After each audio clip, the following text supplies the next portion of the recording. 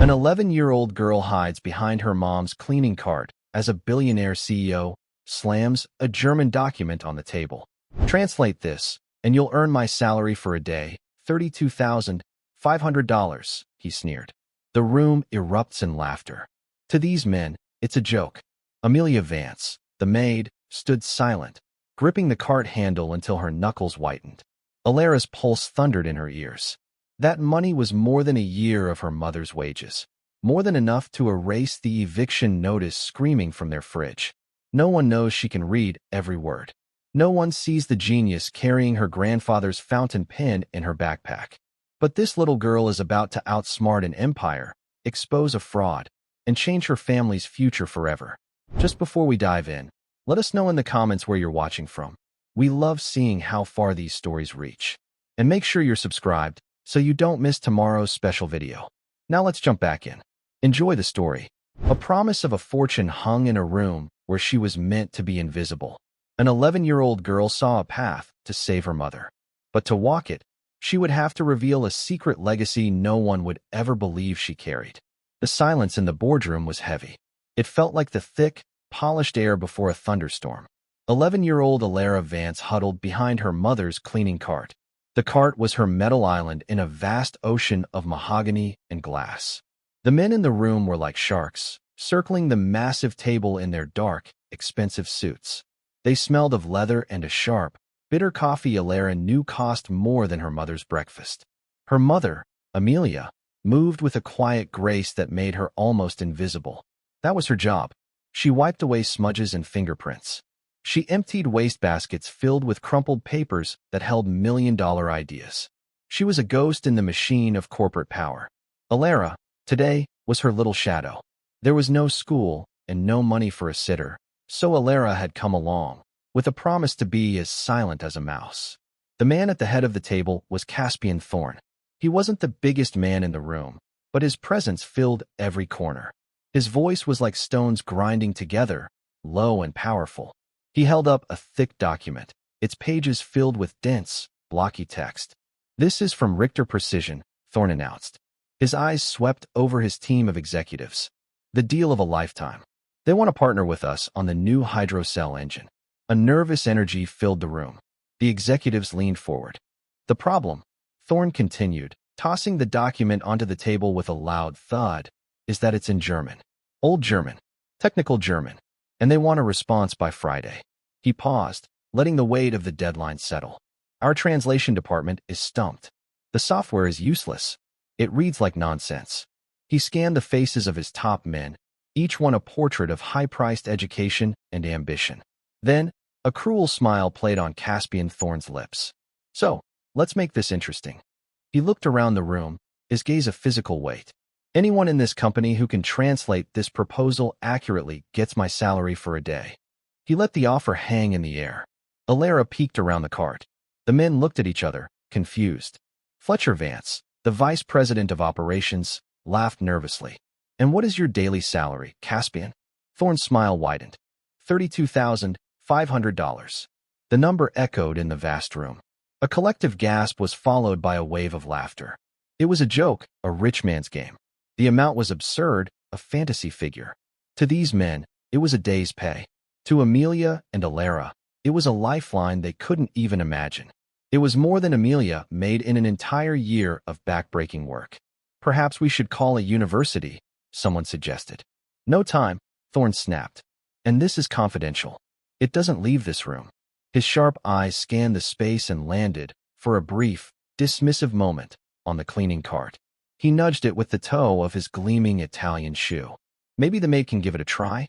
I'm sure they teach archaic German engineering dialects in housekeeping school." The laughter was louder this time, sharp and dismissive. It washed over Alara and her mother. Amelia's face remained perfectly still, a mask of professional emptiness. But Alara saw her mother's knuckles turn white as she gripped the handle of the cart. Alara felt a hot flush of shame and anger creep up her neck. She shrank further behind the cart, wishing she could disappear completely. Her eyes fell to her small, worn backpack at the bottom of the cart. Tucked inside was her most prized possession. It was a heavy fountain pen with a silver nib, nestled beside a worn, leather-bound journal. They were her grandfather's. $32,500. The number kept repeating in her head. It wasn't just money. It was a miracle. It was the exact amount they needed to stop the eviction. It was the money for the security deposit on a new, clean apartment, one without the black mold that made her mother cough at night. It was the cost of dignity. Alara's small hand tightened into a fist. The laughter of the powerful men faded into a dull roar in her ears. She wasn't just a mouse hiding behind a cleaning cart. She was Sergeant Elias Vance's granddaughter, and she understood every single word on that page. The small apartment felt even smaller that night. The single window looked out onto a brick wall. The air was thick with the smell of boiled cabbage and worry. The eviction notice was stuck to the refrigerator with a weak magnet. The stark red letters seemed to shout at them. Final notice. Vacate in 72 hours. Amelia sat at the tiny kitchen table, her shoulders slumped. She was sorting a small pile of bills, her face etched with a familiar exhaustion. Alara watched her from the doorway of her room. Her mother looked so tired, so fragile. She worked from dusk until dawn, cleaning the messes of men who laughed at her for a living. Yet, she never complained. She always had a soft smile for Alara, a gentle hand to brush the hair from her forehead. "Mama," Alara said softly. Amelia looked up, forcing a smile that didn't quite reach her eyes. "Hey, sweet pea. You should be sleeping." "I'm not tired." Alara walked over and stood beside her mother. She looked at the pile of bills. "Is it bad?" Amelia sighed, her shoulders slumping a little more. "We'll be okay, honey. We always are." But her voice was thin, like a thread stretched too tight. Alara knew the truth. She heard her mother on the phone with the landlord, her voice pleading. She saw the way her mother sometimes skipped dinner, saying she wasn't hungry, so there would be enough food for Alara's lunch. The weight of their world rested entirely on her mother's tired shoulders. Alara went back to her room. It was little more than a closet with a small bed. On her nightstand sat the leather journal and the silver fountain pen. She picked them up. The leather was soft and worn smooth from decades of use. The pen felt cool and solid in her hand. It was a Lamy 2000, a classic of German design. Her grandfather had told her it was the only pen he ever used. Elias Vance had been a codebreaker for the U.S. Army during the Cold War. He was stationed in Berlin for 15 years. He spoke German so perfectly that many Germans thought he was a native. He hadn't just spoken the language. He understood its soul, its precision, its poetry. He was a legend in certain quiet circles of intelligence, a man who could see patterns where others saw only chaos. He had passed away 2 years ago, but he had left his legacy to Alara. From the time she could talk, he had spoken to her in German. He didn't teach her with flashcards or grammar books. He taught her with stories, with old German folk tales, with poetry by Rilke. He taught her the logic of the language, the way words were built like intricate machines. "Language is the ultimate code, Alara," he would say, his voice a gentle rumble. "Every word has a history. Every sentence has a structure. If you can understand the code, you can understand the world." He had filled the journal with his thoughts, his translations of complex technical manuals, and his own elegant handwriting, in both English and German. For the last 2 years, Alara had spent hours with that journal. It was her connection to him.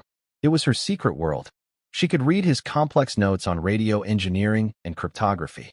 She understood the technical schematics he drew. It was a language they shared, a secret code between a brilliant old soldier and his quiet granddaughter. She opened the journal now. The faint, dusty smell of old paper and ink filled the small room. She ran her fingers over her grandfather's script. He had taught her that knowledge was not a weapon, but a bridge. "Words build bridges between worlds," he used to say, echoing a phrase his own father had taught him. The words of the men in the boardroom echoed in her mind. Their sharp laughter, their dismissal of her mother. They saw a maid. They saw a poor, inconvenient child. They did not see Amelia's strength. They did not see the legacy that flowed in Alara's veins. A quiet resolve hardened in her chest. It was terrifying. The thought of speaking up in that room of giants made her stomach twist into a knot. They would laugh at her. They would be angry. Her mother could lose her job, the only thing keeping them from being on the street. But the image of her mother's tired face, the red letters of the eviction notice, the memory of her grandfather's proud smile, they were stronger than her fear. He had taught her to be brave. He had taught her that true strength was quiet, not loud. She wouldn't let them be invisible anymore. She wouldn't let them be victims of a rich man's cruel joke. Her grandfather had given her a gift. It was a key, a codebreaker's tool. And for the first time in her life, she knew she had to use it. Not just for the money, but for her mother, for the honor of her grandfather's name. She would build a bridge, or she would burn their world down trying. The next day, Alara's heart beat a frantic rhythm against her ribs. It felt like a trapped bird. She accompanied her mother to the Thorn Enterprises tower, her backpack feeling heavier than usual. Her plan was simple, and that's what made it so terrifying. It was a single, small stone aimed at a giant. Her mother worked her usual afternoon shift, cleaning the executive suites. The offices were mostly empty as the executives were in late meetings. Alara stayed on her best behavior, reading a book in a small break room. But she wasn't reading. She was listening. She was waiting. Finally, near the end of the shift, Amelia had to clean the main boardroom. It was empty. The lights were dimmed, casting long shadows across the room. The German proposal still lay on the table, an object of frustration and immense value. A few pages were scattered around it, covered in handwritten notes and frustrated scribbles. "I'll be quick, sweet pea," Amelia whispered, starting to gather the trash. "Mama, can I look at the big windows for a minute?" Alara asked, her voice small. Amelia hesitated, then nodded. "Okay, but don't touch anything on the table. It's very important." "I won't," Alara promised. As her mother moved to the far side of the room, Alara approached the great mahogany table. Her legs felt shaky. The document was right there. She could see the title page. She recognized the font. It was Fraktur, an old style her grandfather had taught her to read. The executive's notes were a mess. They had used an online translator, and the results were comical. They had translated high-precision tolerance as high-praise tolerance. They had mistaken dynamic fluid cooling for energetic liquid politeness. They were completely lost. Her hands trembled as she reached into her backpack and pulled out a small notepad and a simple pencil. She couldn't use her grandfather's pen. It was too precious, too identifiable. She found a critical section on the third page. It described the proprietary alloy used in the engine's core. The translation software had rendered it as a jumble of nonsensical words. Alara knew exactly what it meant. Her grandfather had worked with similar metallurgical patents. Quickly, on her little notepad, she wrote a clear, concise translation of the single, most critical paragraph. She didn't just translate the words. She translated the intent, the engineering context. Paragraph 3.2 refers to a cobalt tungsten carbide composite hardened via cryogenic tempering. The key phrase does not mean unchanging fence structure.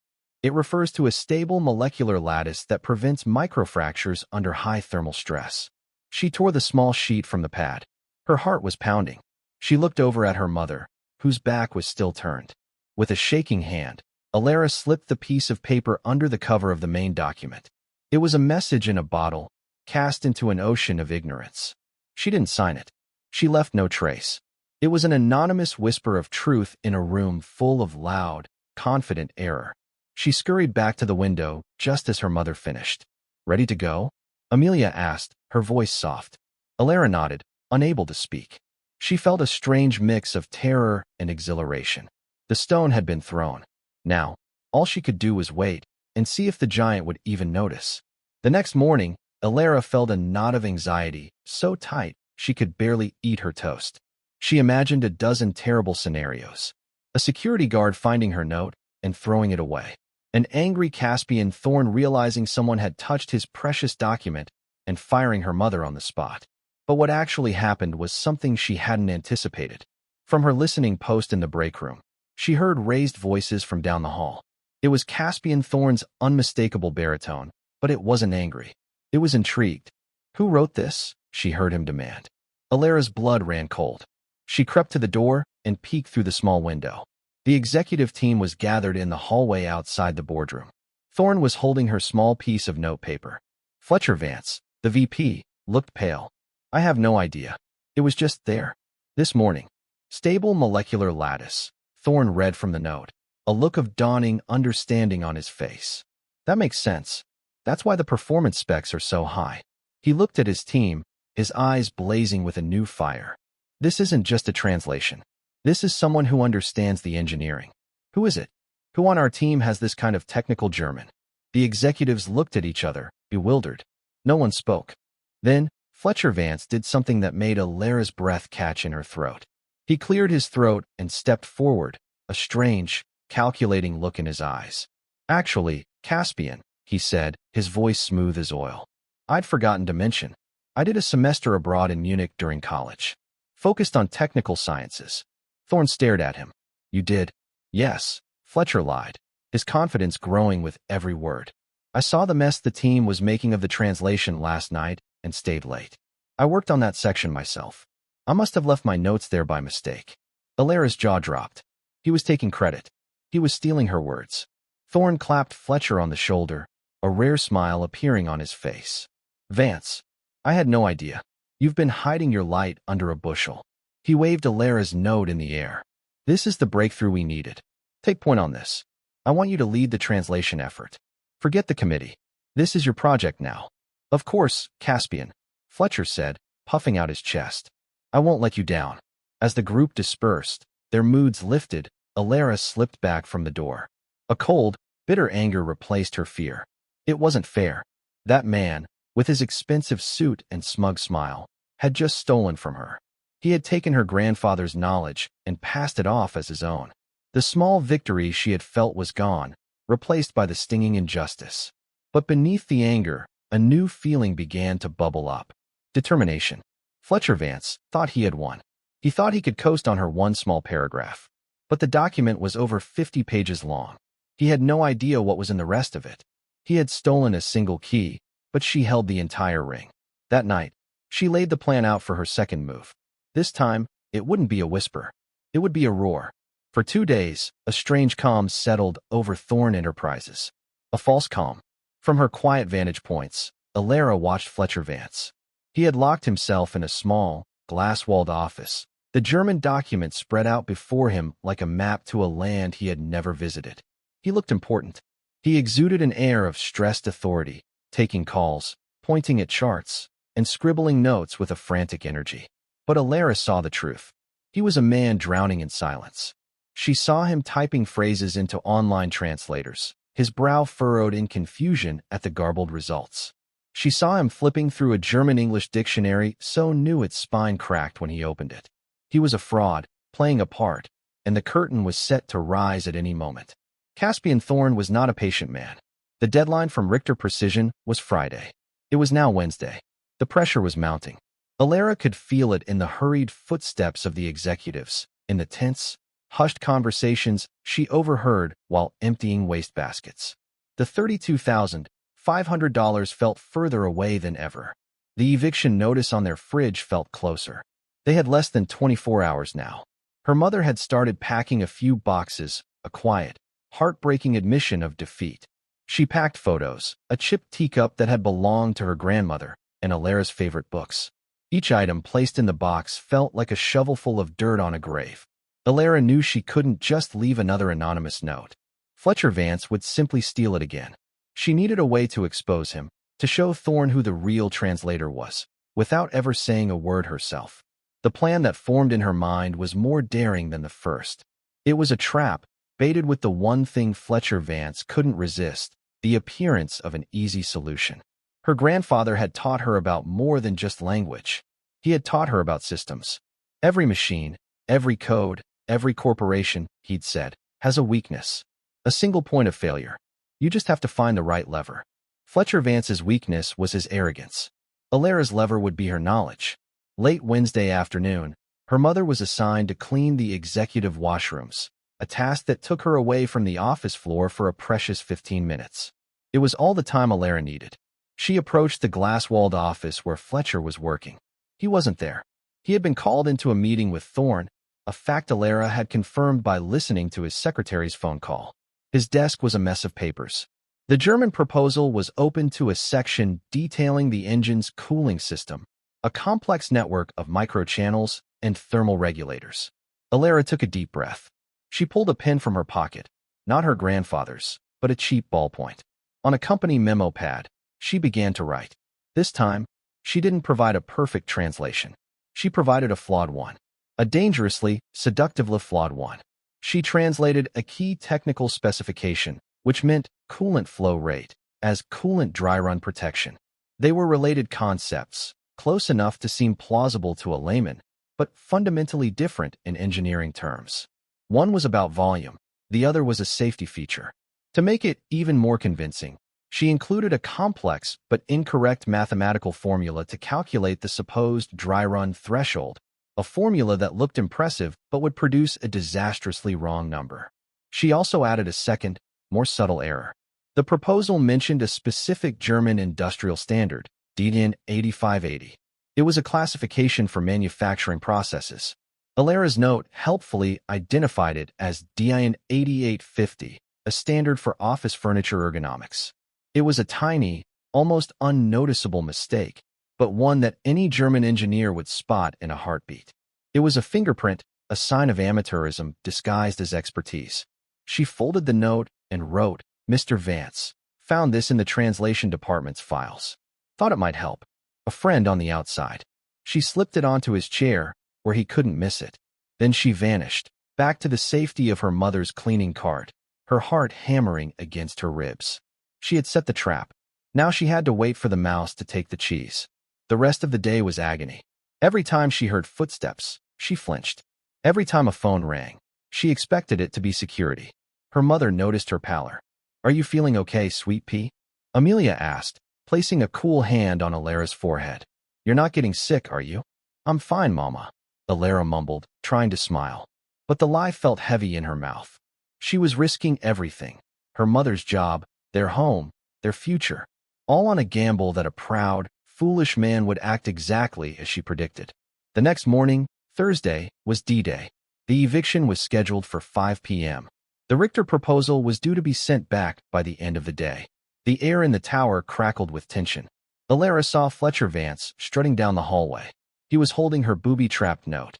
He had a smug, confident look on his face. He had taken the bait.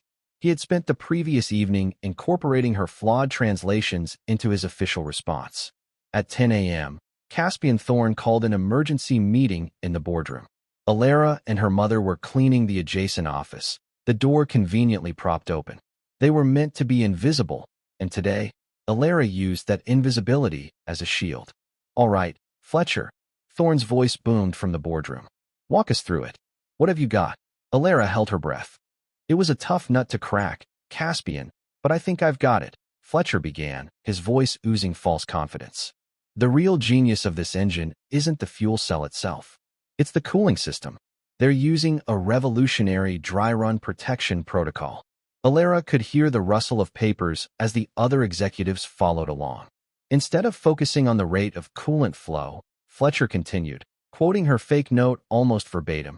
"They've designed it to automatically shut down if the system runs dry. The thresholds are calculated using this formula." He read out the nonsensical equation. Alera closed her eyes. It was happening. There was a moment of silence.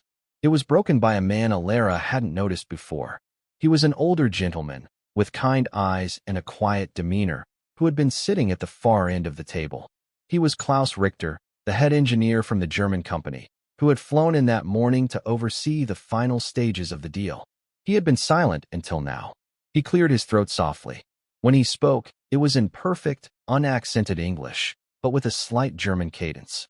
"Mr. Vance," he said, his voice polite but firm. "I'm afraid that is incorrect." The atmosphere in the room changed instantly. The temperature seemed to drop 20 degrees. Fletcher Vance laughed nervously. "I'm sorry. I'm quite sure that's what the document says." "The document," Mr. Richter said, tapping a page with his finger, refers to the flow rate. "It is the most critical parameter in the entire design. Your formula would cause the engine to overheat and seize within 3 minutes of activation." He paused, letting the words sink in. "It would be catastrophic." Fletcher's face went white. Alera could see him from her hiding spot. All the color drained from his cheeks. "And another small point," Mr. Richter continued, his voice still calm and measured. "You have referenced DIN 8850. This is a standard for the lumbar support in office chairs. I believe you meant DIN 8580, which pertains to metal forming." He looked directly at Fletcher, his kind eyes now as sharp as a surgeon's scalpel. "These are not mistakes a translator would make, Mr. Vance. This is guesswork. The silence in the boardroom was absolute. It was the silence of a public execution.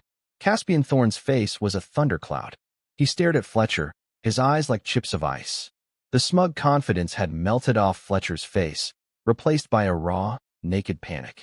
He stammered, tried to speak, but no words came out. He was exposed, utterly and completely. Thorne's voice, when it came, was dangerously quiet. "Fletcher, get out." Fletcher didn't need to be told twice. He practically scrambled out of his chair, gathering his papers with trembling hands, his face a mask of humiliation. He fled the room, not even glancing at the other executives, who pointedly looked away. The door clicked shut behind him, leaving a void of shocked silence. Caspian Thorne stood up and walked to the window, his back to the room. He looked out over the city for a long moment. Alara could feel the fury radiating from him. The deal of a lifetime was slipping through his fingers, all because of the incompetence and deceit of his own vice president. "We're ruined," someone whispered. Thorne turned back to the room. His face was grim. "No, not yet." His eyes swept the room, landing on Klaus Richter. "Klaus, my sincerest apologies. It appears I have been misled." He then looked at his remaining team. "We have until 5 o'clock. We have a German proposal that no one can read, and our potential partner is sitting at this table, watching us implode." He slammed his hand down on the table, making everyone jump. "Does anyone have a solution? Anything?" His gaze swept the room again, filled with desperation and anger. He looked past the expensive suits, the polished shoes, the fearful faces of his leadership team. His eyes moved past the boundaries of the executive world, out into the hallway, into the space occupied by the invisible people. His gaze fell on the cleaning cart, on Amelia, and then on the small, blonde girl half hidden behind it. The little girl who was always there. The little girl who was always silent, always watching. A flicker of something, a memory, an intuition, a wild, desperate guess, crossed his face. He remembered the first note, the elegant, precise translation that had appeared out of nowhere. It wasn't Vance. It couldn't have been. So who? He looked straight at Alara. The full force of his attention, the focus of a corporate titan, landed on an 11-year-old girl in a faded t-shirt. "You," he said, his voice quiet but carrying across the room. The girl. "Come here." Amelia froze, her hand flying to her chest. Her eyes were wide with terror. "Sir, I am so sorry. She was just—" "It's all right," Thorne said, his eyes never leaving Alara. "I want to talk to her." Alara's legs felt like they were made of stone. This was it, the moment she had both dreaded and hoped for. Slowly, she stepped out from behind the cart. She walked into the boardroom, into the ocean of mahogany and glass. The sharks turned to stare at her. She felt like a minnow in a tank of predators. She stopped at the edge of the great table, her small hands clasped behind her back to keep them from shaking. She looked up at Caspian Thorne. She did not look at the floor. She did not look away. She met his gaze directly. "What's your name?" he asked, his voice softer now, laced with a strange curiosity. "Alara, sir." "Alara," he repeated. He picked up the proposal. "Have you seen this document before?" Her mother let out a small, choked gasp. This was the moment she could be fired. Alara knew it, but there was no turning back. "Yes, sir," she said, her voice clear and steady. Thorne's eyes narrowed. "Did you write the note for Mr. Vance?" he asked, holding up her second, sabotage translation. "Yes, sir." A murmur went through the room. Klaus Richter leaned forward, his expression one of pure astonishment. Thorne slid the document across the polished table. It stopped directly in front of her. "Prove it," he said. The challenge hung in the air. The fate of a multi-billion-dollar deal, the fate of her family, the weight of her grandfather's legacy. It all came down to this single moment. Alara looked down at the page. It was a section on the engine's power output and efficiency metrics. Dense, technical, and precise. She took a breath, summoning her grandfather's voice, his calm confidence, his love for the beautiful logic of the German language. Then, she began to speak. Section 5.4. Alara began, her voice small but clear in the cavernous room. Peak operational torque is achieved at 12,000 RPM, contingent upon the thermal dissipation rate remaining below 0.8 kilowatts per square meter. She didn't look at the paper. She didn't need to. She had read documents like this in her grandfather's journal 100 times. The words, the concepts, were as familiar to her as a nursery rhyme. The proposal specifies a primary coolant of deionized water with a glycol additive, but it notes, she continued, pointing a small finger at a specific sentence, that this is only for temperate climates. For Arctic or high-altitude operations, they recommend a polyalphalafin-based fluid, which is detailed in Appendix B. She looked up at Klaus Richter. The term they use here is not just about wear resistance. It implies a specific resistance to molecular shearing under extreme pressure, which the online translators would miss. It's the difference between a material that is simply hard and a material that is resilient. Klaus Richter stared at her, his mouth slightly agape. He looked at Caspian Thorn, then back at Alara, and a slow, wondrous smile spread across his face. He began to speak in rapid, technical German, firing a complex question at her about harmonic resonance and blade-tip turbulence. Without hesitating, Alara answered him in fluent German. The words flowed from her effortlessly, a perfect, logical stream of engineering terminology and nuanced grammar. She wasn't just a child reciting memorized lines. She was conversing, debating a technical point with a world-class engineer. The rest of the executives sat in stunned silence. They were watching a unicorn paint a masterpiece. Amelia, her mother, leaned against the doorframe, tears streaming down her face. She was watching her daughter, her quiet, little girl, command a room full of the most powerful men in the city. She wasn't just Alara anymore. She was a force, a legacy. After a few minutes, Klaus Richter held up a hand, still smiling. He switched back to English. "Mr. Thorne," he said, his voice filled with awe. This is remarkable. She is not just translating. She understands. Her comprehension of the underlying principles is better than some of my own junior engineers." He looked at Alara with profound respect. "Young lady, where did you learn to do this?" Alara's gaze flickered for a moment toward her mother, then settled back on Mr. Richter. "My grandfather taught me," she said simply. "He was a codebreaker. Sergeant Elias Vance." A ripple of recognition went through the room. The name Vance was not unknown in certain circles, but no one had ever connected the quiet cleaning woman to that legacy. They had seen a maid, not a war hero's daughter. They had seen a child, not his brilliant heir. Caspian Thorne's expression was unreadable. He had been outmaneuvered, his pride wounded by his own VP, his company saved by the daughter of his cleaning lady. He walked slowly around the table until he was standing directly in front of Alara. He was a tall man, and he loomed over her. For a terrifying second, Alara thought he was angry. He looked down at her, his eyes searching her face.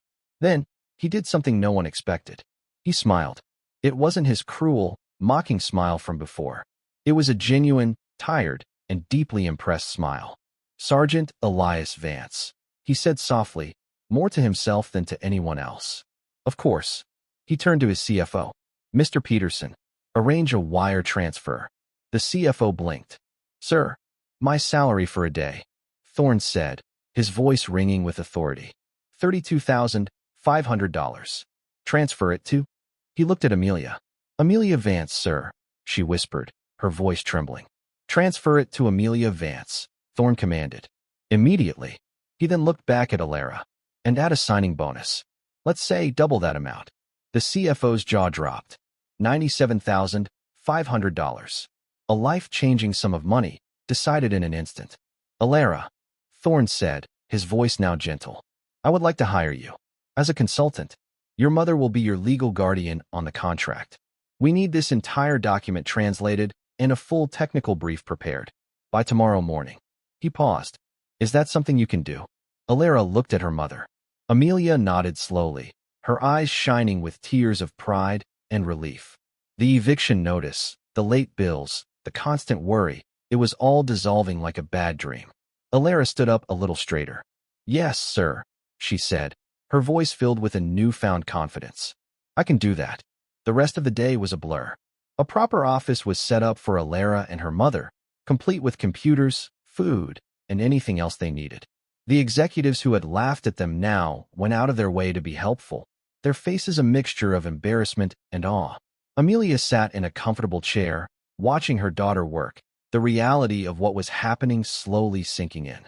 She had always known Alara was smart, but she had never understood the depth of the gift her father had given her child. Alara worked with a focus that was startling in one so young. She dictated, and a secretary typed. She drew diagrams on a whiteboard. She answered questions from Thorne's top engineers, her explanations clear and concise. She was a natural leader, a natural communicator. She was her grandfather's granddaughter. By sunset, the eviction notice was a forgotten relic. Their old life was over. They had not just survived, they had triumphed. As Alara worked, the heavy silver fountain pen, her grandfather's Lamy 2000, was on the desk beside her. She didn't use it, but its presence gave her strength. It was a silent testament to the man who had built the bridge she was now crossing. Late that night, as the final pages of the translated brief were being printed, Caspian Thorne came into the office. He looked tired but energized. He was holding 2 cups of hot chocolate. He handed one to Alara. "You've saved my company today, Alara," he said, sitting down across from her. "I won't forget it." "You paid us," Alara said simply. "Money is easy." Thorne replied, looking into his cup. "Trust is hard. I trusted the wrong person. A man with a fancy degree and an expensive suit. I never even saw you. Or your mother." He looked up, his eyes filled with a genuine regret.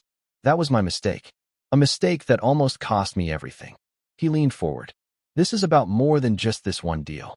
I'm creating a new position at this company. Director of Special Projects. It's a division for people who can solve impossible problems. People who see things differently." He took a sip of his hot chocolate. "The job comes with a full scholarship to any university in the world, a housing stipend, and a salary that will ensure your mother never has to push a cleaning cart again." He looked at her, his expression serious. "The job is yours, Alara. If you want it. When you're ready for it." Alara was speechless. It was a fairy tale, a dream from which she was afraid she would wake up. She looked at her mother, who was watching them from across the room, her face a beacon of pure, unadulterated joy. Alara turned back to the millionaire. "Why?" she asked. "Why are you doing all this?" Caspian Thorne leaned back in his chair and looked out the window at the glittering city lights. "Because my grandfather was a janitor," he said softly. "He was the smartest man I ever knew. He could fix anything, build anything, understand anything. But no one ever gave him a chance because he had calluses on his hands and wore a blue collar. I built this company on the lessons he taught me. And somewhere along the way, I forgot the most important one." He turned his gaze back to Alara, and his eyes held the weight of a long overdue lesson. "Talent doesn't care about job titles," he said. "And genius can be found anywhere. Today, you reminded me of that." The twist wasn't that a little girl could translate a complex document. The twist was that the millionaire, the shark, the man at the top of the food chain, had a heart that could still be taught to see. Years later, Alara Vance walked into the Thorne Enterprises boardroom not as a shadow, but as its youngest ever director. She was no longer a little girl, but a confident young woman who had just graduated from MIT at the age of 18. Her mother, Amelia, was with her, not as a cleaner, but as a guest of honor, there to watch her daughter present a new hydrocell engine design, one Alara had developed herself. The old mahogany table was still there, but the men around it were different.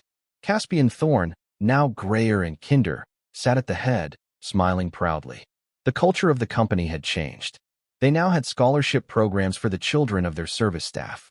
They ran coding camps in underserved neighborhoods. They actively looked for talent in unexpected places. Alara placed her notes on the table. Beside them, she placed her grandfather's silver fountain pen. It was no longer a secret treasure, but a symbol of her journey. She looked at the faces in the room, faces of people who saw her, who respected her, who listened to her. She thought of the silence, the laughter, the shame of that day years ago. It felt like another lifetime. Her grandfather had taught her that words build bridges, but she had learned that sometimes you have to tear down a wall first. And the best tool for that was not anger or force, but the undeniable power of a truth that everyone has chosen to ignore. She took a deep breath, clicked on the first slide of her presentation, and began to speak, her voice clear and strong, the voice of the future. The transition from a life of scarcity to one of security was not instantaneous. It was a series of small, breathtaking moments that, when stitched together, formed the fabric of a new reality. The first was the quiet hum of the bank's wire transfer machine, a sound that officially erased the eviction notice from their lives. The second was walking out of the Thorn Enterprises tower that evening, not through the service exit, but through the grand, marble-floored lobby. No one tried to stop them. The security guard, a man who had never once met her mother's eyes, tipped his hat to Amelia. "Have a good evening, Mrs. Vance," he said. The simple act of acknowledgement, of being seen, was so overwhelming that Amelia had to stop and lean against a pillar to catch her breath. They didn't move into a fancy penthouse. Amelia, practical and grounded, found a modest two-bedroom apartment in a safe, clean building with good schools and a small park nearby. For the first time in Alara's life, she had her own room, a space that was more than just a converted closet. It had a large window that let in the morning sun. The day they moved in, they didn't own much furniture, so they had a picnic on the living room floor. They ate pizza out of a box and drank soda from the bottle, and they laughed until their sides hurt. The specter of poverty, the constant, grinding worry that had been their third roommate for so long, was gone. The silence it left behind was filled with peace. Alara's consultancy with Thorn Enterprises became a more permanent arrangement. Caspian Thorn was true to his word. A trust was established for Alara, managed by a team of lawyers and financial advisors, ensuring her education and future were secure. Amelia's new position as program director for the Vance Initiative was, for her, a far greater challenge than it was for her daughter. Her first day, she walked into an office with her name on the door. It was a beautiful office with a view of the city. For the first hour, she just stood there, touching the smooth surface of the desk, running her hand over the plush fabric of the visitor's chair. It felt like a costume, a role she was unqualified to play. A week later, she was scheduled to interview the first candidate for the new scholarship, a 17-year-old boy named Leo, the son of one of the company's warehouse foremen. She had a list of corporate-approved questions in front of her, full of words like synergy and paradigm. She felt like a fraud. Leo came in, a tall, gangly kid with calloused hands and paint stains on his jeans. He was nervous, his eyes darting around the room. He clutched a worn portfolio to his chest. Amelia looked at his terrified face and saw herself. She saw the years of feeling out of place, of believing that rooms like this weren't meant for people like them. She pushed the official questionnaire aside. "Leo," she said softly, her voice the same one she used to comfort Alara after a bad dream. "My name is Amelia. For 20 years, I cleaned rooms just like this one. So let's forget all this." She gestured around the fancy office. "Tell me what you love to do." The boy's shoulders relaxed. Hesitantly, he opened his portfolio. It was filled with breathtaking designs for furniture. Each piece was elegant, functional, and beautiful, sketched out on scrap paper and the backs of packing slips. He explained that he'd built a few of the pieces himself, using discarded pallets from the warehouse. Amelia didn't see a nervous teenager. She saw an artist, a designer, a mind brimming with untapped potential. She spent an hour talking to him, not about his grades or his test scores, but about his dreams. She understood, in a way no executive ever could, the quiet ambition that grows in the shadows of society. Leo became the first Vance Initiative scholar. He went on to study industrial design and, years later, would become one of the most celebrated furniture designers in the country. Amelia had not just given him a scholarship. She had given him permission to believe in himself. She had found her calling, not as a ghost in the machine, but as its heart. Alara's new life was not without its own challenges. She was still a child, a brilliant one, but a child. Thorne arranged for her to be privately tutored, to be fast-tracked through an advanced curriculum. But this set her apart. At 15, she took a summer course in advanced calculus at the local university, hoping to feel like a normal student. The other students, all older, stared at her. They whispered. When she tried to join a study group, the leader, a cocky young man, scoffed. "What are you going to contribute, kid? Doodles of ponies?" He laughed. Alara quietly solved a problem on the board that the entire group had been stuck on for an hour, then packed her bag and left. The isolation was a heavy price to pay for her gift. Her truest friends remained the most unlikely. Klaus Richter, the German engineer, became a long-distance mentor, a grandfatherly figure who celebrated her intellect. Caspian Thorn also stepped in. He recognized her loneliness, perhaps seeing a reflection of his own singular, obsessive path to success. One afternoon, he took her to a dusty, forgotten warehouse owned by the company. Inside were prototypes of failed inventions, monuments to ideas that had been ahead of their time. He showed her a strange, clunky device from the 1970s. "My grandfather built this," Thorne said, running a hand over the dusty metal. "It's a device to capture moisture from the air and turn it into clean drinking water. He designed it for farming communities during a drought. He took it to a big bank to get a loan. The bankers laughed at him.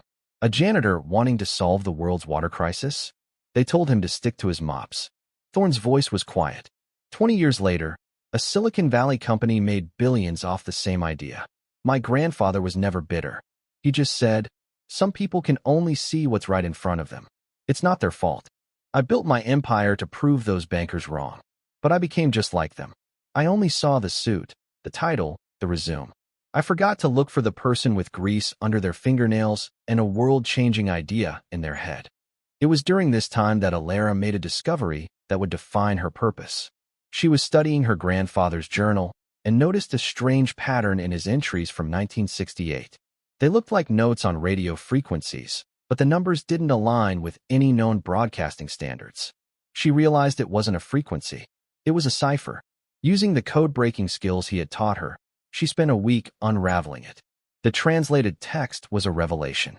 It was her grandfather's secret diary, detailing his work with a small, underground network. He had used his technical skills to forge travel documents and create new identities for East German scientists and their families, helping them escape to the West. He wrote of late-night handoffs at Checkpoint Charlie, of coded messages hidden in weather reports, of the immense risk and the profound moral duty he felt. One entry was particularly moving. He described helping a young physicist and his family escape. The man's daughter, a little girl named Anya, had given him a small, hand-carved wooden bird as a thank you. "To hold a life's freedom in your hands," her grandfather wrote, "is a heavier weight than any weapon." This discovery gave Alara's own journey a new sense of purpose. Her gift wasn't just for engines and alloys. It was about building bridges for people. The Vance Initiative became her true passion.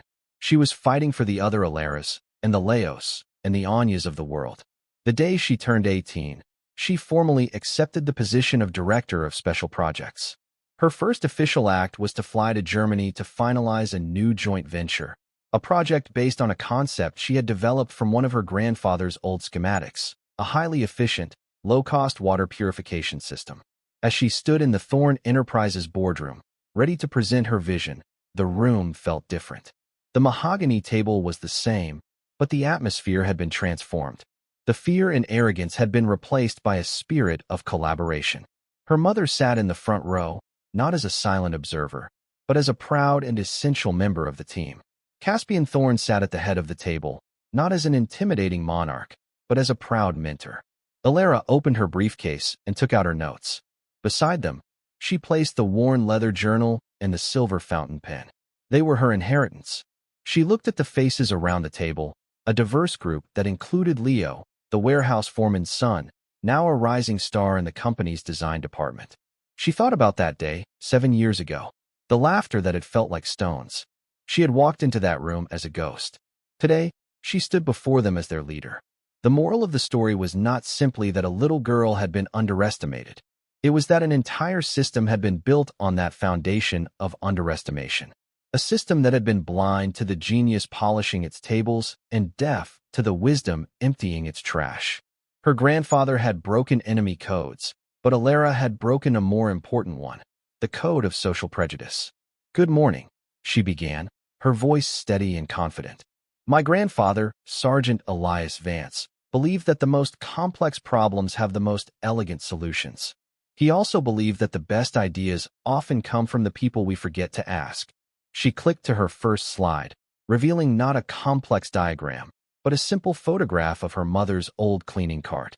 "This," she said, "was the first office of the Special Projects Division. It taught us that our greatest assets are not always in our executive suites. They are in our hallways and warehouses. 7 years ago, we founded the Vance Initiative to find those assets. Some called it charity. They were wrong. It was an investment." She clicked to the next slide. It showed a picture of Leo's award-winning chair design.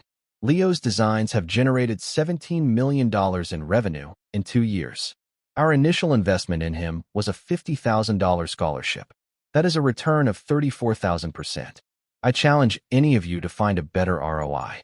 She continued, her voice filled with passion, laying out a vision that was both compassionate and fiercely profitable. It was a new corporate philosophy, built on the simple, radical idea that every human being has value. When she finished, there was a moment of silence, followed by a thunderous round of applause. Later that day, after the contracts were signed, Alara stood with her mother by the great boardroom window, looking out over the city. "He would be so proud of you, sweet pea," Amelia said, her voice thick with emotion. "He'd be proud of you, too, Mama," Alara replied, taking her mother's hand. On the table behind them lay the first major directive of her new division, the official launch of the water purification project that would bring clean water to thousands. It was waiting for her signature. Alara walked to the table, uncapped her grandfather's Lamy 2000 fountain pen, and for the very first time, signed her own name. The silver nib moved smoothly across the paper, a bridge between the past and the future, a testament to a legacy not of war and codes, but of quiet courage and the simple, profound act of seeing the person right in front of you. Thank you for following this story. If you enjoyed it, please subscribe and share your thoughts below. Where are you watching from? Let us know in the comments. Stay tuned for more immersive stories.